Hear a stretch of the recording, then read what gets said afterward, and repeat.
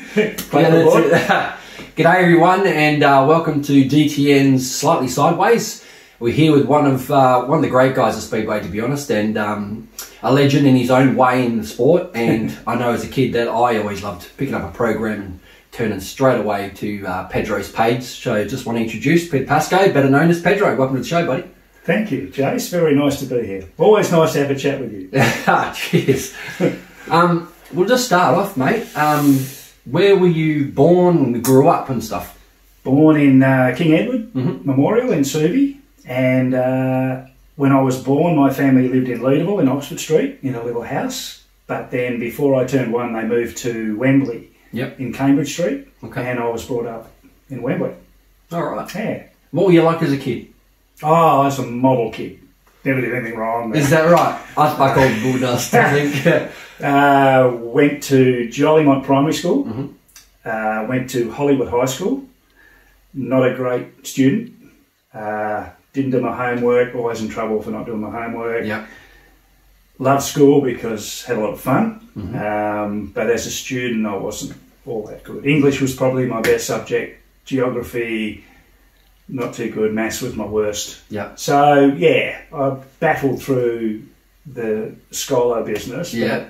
Enjoyed school. Yeah. Did you do some sports and stuff in school or out of school? Just the school footy and cricket and stuff. I played footy for Wembley Junior Footy Club and cricket for Wembley Junior Cricket Club.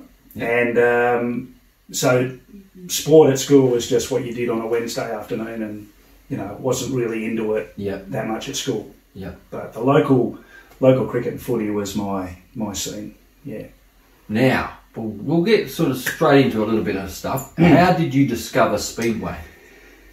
Wow, okay. Goes back to I was about 8 or 9. My auntie and uncle had a farm in Querriting. In the wheat belt, about 200 k's from Perth. And my cousin was my hero. You know, that age you all have a bit of a hero. Yeah. And my cousin Rob was my hero at the time. Happened to build a supermod. Right, okay. In the back shed on the farm. Yeah. And for a kid, you know, 8 or 9 years old, he would, I'd just follow him everywhere, and all of a sudden this thing appeared. Yellow Valiant powered number 18 supermod. Yeah. No wing or anything, just a 6-cylinder Valiant. And every holidays I would race home from school on the last Friday before holidays. My mum would have my bag packed. We'd catch the bus into the East Perth terminal, and I'd be on the bus up to Querriting. Right, yeah. So it was good for everyone. My mum had some peace without me, and I had the farm to run around with and follow my cousin and do whatever. That would have been cool. Ride around in utes and tractors, and yeah, very lucky kid. And I rocked up this time, and he had this supermod. Then I started thinking about Speedway and started drawing and all that sort of stuff.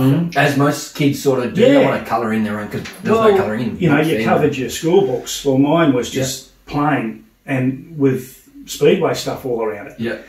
Then the next holidays I'd go up there, and all of a sudden there's a Speedway where the pigsty used to be, on the rock. Yes, on the rock, the famous rock at Querriting. Yeah. So, and there's guys working on it, getting it ready, and, you know, I was just in awe of all this stuff. Yeah. Next thing I find out, I don't remember, because when you're young you don't take in a lot of stuff, but next thing, my dad's taken me to Claremont. Didn't tell me my cousin was racing down there. Wow. It was a night when the England-Australia test matches were on. Solos, solos. So it was packed. And I was, you know, tall for my age, but I couldn't see anything. I was trying to look through people, you know, under their arms. And the crowd and the noise and the lights and everything about it. I was just hooked. And I must have been, my dad was taking me then. It must have been about 68, 69. Wow. Yeah. That's cool. And next thing, hear the cars come out, because it was a very reduced car, you know, racing because of the size. Yep. And I think they had one race in the supermods. And my dad said to me, "Oh, there's your cousin Robert out there." Well, that was it. Yeah. Like, just, and from that day, my experience that night led to me wanting to go back there time after time. Just, Yeah. I don't have to tell you. No, I know exactly what you're talking about. And I don't have to tell most of you out there. Yeah, and the ones that didn't experience it, I actually feel sorry for, to be honest, because you go to a racetrack now, it is completely different. Yeah. As good as they still are. Yeah. So life's completely different now. Yeah. Everything you do with now, you think about all the fun times when we were growing up. Yeah. You can't go to the airport and stand out on the tower and wave to your relations as they're walking across tarmac and up on the steps and into the plane. Yeah. You can't do that anymore. No. Seems like all the fun things back then have gone. Yeah. But this is the same. The Speedway was something that when you experience as a kid, it's just fantastic. Yeah. I always sort of say, and you may agree with me, you may not, that's okay, that with Speedway, especially when it was Claremont, you didn't just see it, you smelt it, you felt it. It's one of those, it's like almost six senses hitting you at once, and it was overwhelming at times. It was, yeah. And then you try to explain that to someone that doesn't know. Yeah. So a friend, what are you doing on the weekend? Oh, I'm going to Speedway tonight, which is Friday from school. Yeah. And they'd go, oh, you go to Speedway? Yeah. And you're like, yeah, why don't you? And they're looking at you like you got two heads. Yeah. Because they hadn't experienced the sensation of what it was. Yeah. Yeah. Well, I tried with the Snapshots book to bring back as much as you can. Yeah. Never be able to do the atmosphere and those senses, the feelings, the smells and the sights but that's what this is about, to try and relate that back to what it was like. Absolutely, and I think you've done a good job. So thanks, mate. Getting back to those early days when I first started going, my dad got ill probably just after that, when he took me in the 68. About 69, 70, he was pretty sick, and he passed away in 71. So he wasn't able to take me much anymore. And once I'd experienced it, I wanted to go back. Yeah. So I must have driven my mum crazy. Ask you, want to go to Speedway? Want to go to Speedway? Want to go to Speedway? You don't remember, but I must have been like that. Yeah. Anyway, dear old mum must have thought, well, to shut me up, we'll go. So we lived in Wembley in Cambridge Street, and it was probably a 15-minute walk up to the West Leederville train station. Mm-hmm. And so this Friday night, she must have planned, and she took my auntie with her sister. And it was always a family thing. Everybody. It was such an event. It was an event.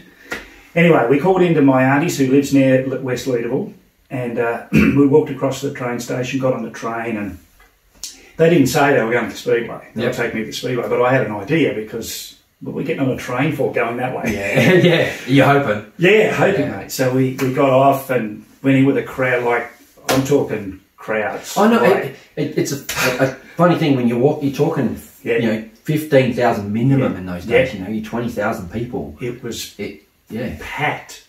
And I forget what night it was. There must have been something pretty special on. But we went and queued up outside the Accent Street gate, where you go up the steps to the bridge. You get off at the, it wasn't the Claremont station, that wasn't it wasn't there. That was the one, I think it was Accent Street. Anyway, walk along up the stairs, cross the road, and like the road was blocked off, there was that many people going through, and line up, go through the gate, down the hill, past a couple of pavilions, and then down the stairs to the back straight. Yep. Right? And then there was the grassed area, and you remember the old wooden benches? Oh, yes. Yep. And so I was off, and down in with the other kids. They're all hanging by the fence, and this is before they had the 5-metre fence there. You could hang off the fence. Yep. So I'd be there hanging off the fence, and it all comes back, when you bring that up. Yeah, and that's exactly why. That's why I do what I do, because I like to hear it. And so down I go, and I'm hanging off the fence. And one thing I always remember was when the qualifying solo heats came out, they'd come out the gate and they'd come around the back straight and practice their starts. Yes, that's right. Right up against the fence. Up against the fence. Yeah. And I remember hanging on the fence, and these guys would pull up, and you could touch their helmet. You could stick your hand through the thing, and they're there, you know, and revving up and off, you know. And, oh, mate, it just took my breath away. Just loved every bit about it. Yeah. And when they come around after the race, you know, and Chum always waved at me. Yep. If you remember, he'd come along and he'd just go like that 2 or 3 times, straight, and he'd be waving at me. Yeah. And all the race car drivers, the sedan drivers and all that would all go along and wave to the kids, and we would be hanging off the... I didn't know what Mum and Auntie did. Didn't care. Yeah, because you're in your own little world with your own little group of friends probably. Yeah, well, no, it was just me. I didn't know any of the kids or anything. I was just away in another world. It was like a utopia that, you know, I was in a bubble, and what happened out there was... Yeah. The rest of the world could end. I couldn't care. You were in heaven. Fantastic. Yeah. And I went back a few more times. Did you always go back to the same spot? Yeah, always the back straight. When I was a kid. Yeah. Always, straight down from the train. Yeah. Never went on the grandstand side or anything. Yes. Because I noticed that everyone I talked to that did the Claremont thing, they always went to the same spot. And my teen was like, no, I'm not going over there. Yeah. I love it here. Yeah. You know, that's what I was like. Yeah. You know, Mum stood up under the trees near the Coca-Cola board up there, and she wasn't into it at all. She did it because I wanted to go. That's pretty cool. Dear old Mum didn't care. Good on you, Mum. Good job. But yeah, I mean, she just went along, and the worst bit though was catching the train home. Like sometimes the speedway would be late because there wasn't a curfew, folks, back then. That's right. So the last train would be... The last train, we'd have to leave before the end. I know, and... devastating. Yeah. Absolutely devastating. Could you imagine going now and not seeing the feature races? Like, you just be like, what? Yeah. So she'd come up and grab me by the ear, because she'd be calling me for half an hour, and then she'd have to come down and grab me by the ear and pull me away, so we'd get... Because we'd be stuffed. Like, it's a long walk from Claremont to Wembley at 11 o'clock at night. You know? And you probably didn't really comprehend at that stage why do we have to go? Really? Come on, we just got to... and you probably would have given your mum a bit of grief. But, but, you know, that's it. That's the way it is. So we'd go back, wait for the last train. Well, out of all the experiences of going to the Speedway, getting the train home, 4 stations, was the darkest thing you'd ever want to be involved in. I'm telling you, if ever they got people who got the last train into town or towards town, it would be taken over by hooligans. Right. There would be groups and gangs fighting, and a couple of nights I was petrified. I was actually shaking, and my mum was really scared. And the guards would go and lock themselves in the end of the cabin, in the little office. Right. And these guys were running riot and, you know, fighting, and it was bad, really bad. And when you got off the train, we realised after the first experience, you go right over to the far side near the station. Yeah. Because they all spit on you as the train takes off. Oh God. So I must, my memories of my mum taking me through all that and putting up with all that stuff. Again and again. That's hardcore. Yeah. So she did a good job, dear old Mum. She's gone now, but you know, that was one of the bad memories of public transport. In those days, especially when there wasn't a lot of people going on the train. You know. So when you were a kid, you mentioned like John Taylor. Who were some of your other childhood heroes? Well, I used to love everybody, but particularly there were some guys in their machines that I loved, like Johnny Sims in the orange number 6 Supermod, Ray Hunter in the number 88 Fire Engine Red, beautiful presented Supermod with a wing, and the Ray Geneva and Alf, like their cars just looked so good. Especially Ray always. Just immaculate, and the chrome and the And the great thing I loved about supermods, and they were my favourite division, they were all different. Like the speed cars all were pretty much the same. They were painted different. Yeah, but the styles. Supermods, the style, you know, some would have wings and some wouldn't. Yep. Some had long bonnets and some had stubby bonnets and some had the so it's more innovative. Yeah, innovative. Longer wheelbases, some of probably less rules obviously back then. So someone would just try something new and you'd go, wow, that's different. Yeah. Yep. And that's what attracted me. And of course, because my cousin was racing them. But, you know, there was so many different styles and out of supermods, they had that individuality that I loved. So, yeah, they were my favourite class back then. But I loved it all. Yeah. Loved it all. Yeah. You know. Sidecars? Sidecars, yeah. They were just death-defying, weren't they? Like on that big track. Yeah. Like if you look back now, some of the you just think more people probably would have lost their lives. Really should have because of the speed. Well, there were 17, and considering the majority of those were taken in the 50s and 60s, a couple in the 70s and in the 90s. But yeah, when you consider the speeds they were going and what they were built like, you know, and the solos and solos like the maddest people like the speed totally the speed of a solo going around Claremont when it was the big track, unbelievable. Like you know, back then you didn't get a lot of the England stuff on TV or anything, nothing. You know, when there wasn't internet.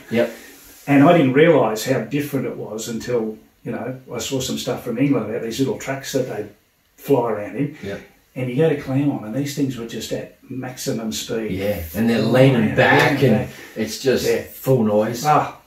Fantastic. Amazing. And they had the scratch races a lot like back then. And you'd have, you know, 8 bikes, 10... staggered across. Some of them start on the back straight with a 3-lap race and all that. And you never knew actually... You thought you knew who was going to win.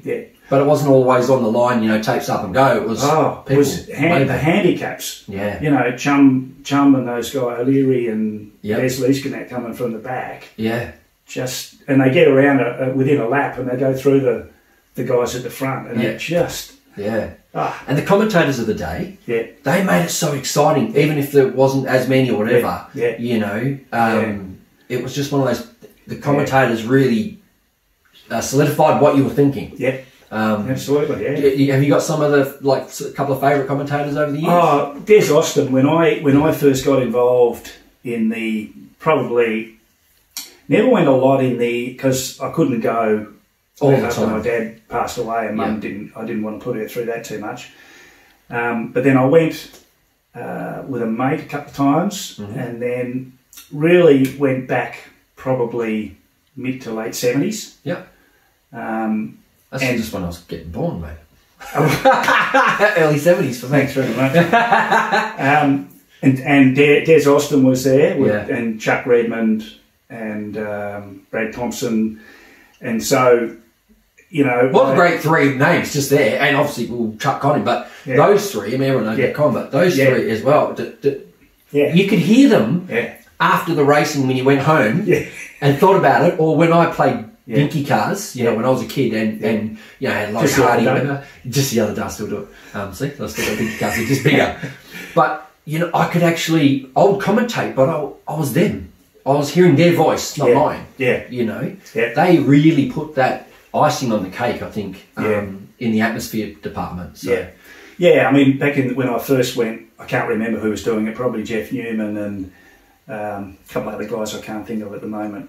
But the mid to late 70s, and you know, Brad Thompson was, you know, the young one coming up, and Des had been doing motorsport and that for a long time, very knowledgeable, and he'd be a bit controversial with some of the things he said, you know, about the Barbagallo fan club would be meeting in the phone box out the back, and, you know, and classic lines. He started stirring ones up, and then we had the Americans come over, and Big Ed Wilbur was calling our guys pussies, and you know, great promotion. It was fantastic, and it was really, you know, people would go down there expecting fireworks, and they got it a lot of the time, you know, in the 80s with the American teams and that. That's why I'm very fortunate to be born at 72, and you know, once the 80s hit, it was really, a lot of the teams came out, and the show was a show, you know. Yeah. So, Well, I distinctly remember, I think the first American sprint car team to come was 79-80 season.